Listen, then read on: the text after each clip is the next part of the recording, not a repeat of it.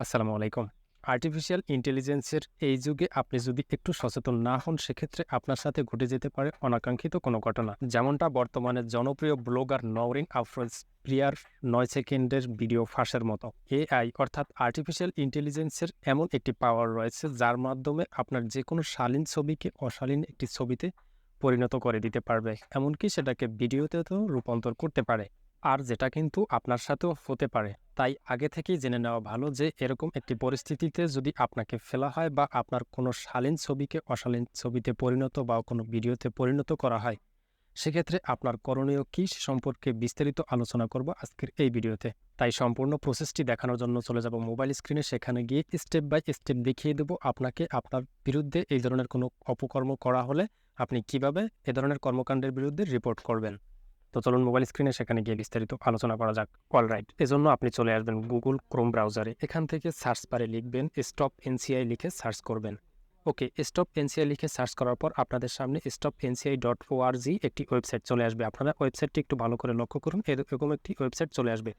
এখান থেকে আপনারা প্রথমে যে ওয়েবসাইটটি পাবেন জাস্ট এখানে ক্লিক করে দিবেন। ওকে, আপনাদের সামনে ঠিক এরকম একটি ইন্টারফেস চলে আসবে, যেখান থেকে একটু নিচে স্ক্রল করলে পেয়ে যাবেন ক্রিয়েট ইউর কেস নামের একটি অপশন। জাস্ট এখানে আপনাদেরকে ক্লিক করে দিতে হবে।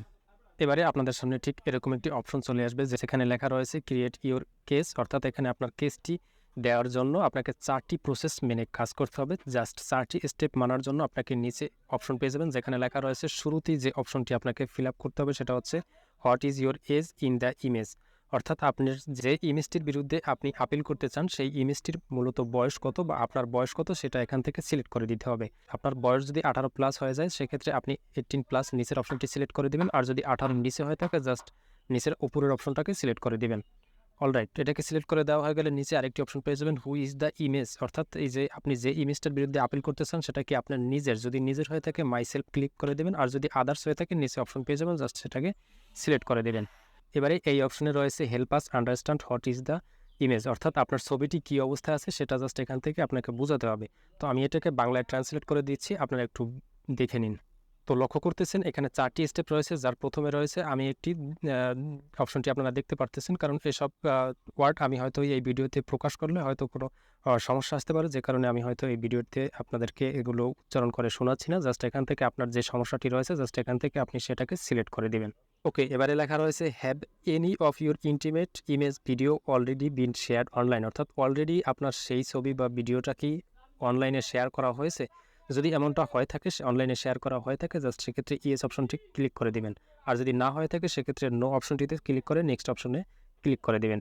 এবারে পরবর্তী স্টেপের সবগুলো ফিল আপ করতে হবে, যেগুলো এখানে লেখা রয়েছে সিলেক্ট ইউর ভিডিও, অর্থাৎ যেই ভিডিওটাকে আপনি পেয়েছেন যেটা সমস্যা যাচ্ছে সেটাকে এখান থেকে সিলেক্ট করে দিবেন। আপনি ফাইল থেকে গিয়ে সেই ছবিটাকে এখান থেকে আপনি দিয়ে দিবেন।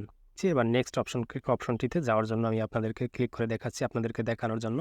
তো এখান থেকে আপনার যে কাজটি করতে হবে কিপিং ট্র্যাক ইউর কেস, এখান থেকে একটি পিন সেট করে দিতে হবে। তো পিন এবং ইমেল অ্যাড্রেস সেট করে দিতে হবে। তো পিন এবং ইমেল অ্যাড্রেস সেট করার পর আপনি জাস্ট এখানে এই অপশনটাকে টিক মার্ক দিয়ে নেক্সট অপশনে চলে যাবেন। ওকে, এবারে আমার 3টি স্টেপ কিন্তু কমপ্লিট হয়ে গেল। এখান থেকে চতুর্থ যে স্টেপটি জাস্ট সেই স্টেপে আপনারা কী কী লেখা রয়েছে লক্ষ্য করতেছেন। এখানে শুরুতে রয়েছে রিভিউ এর কেস, অর্থাৎ আপনি যে ইনফরমেশনগুলো দিয়েছেন সবগুলো এখানে কিন্তু দেখাচ্ছে।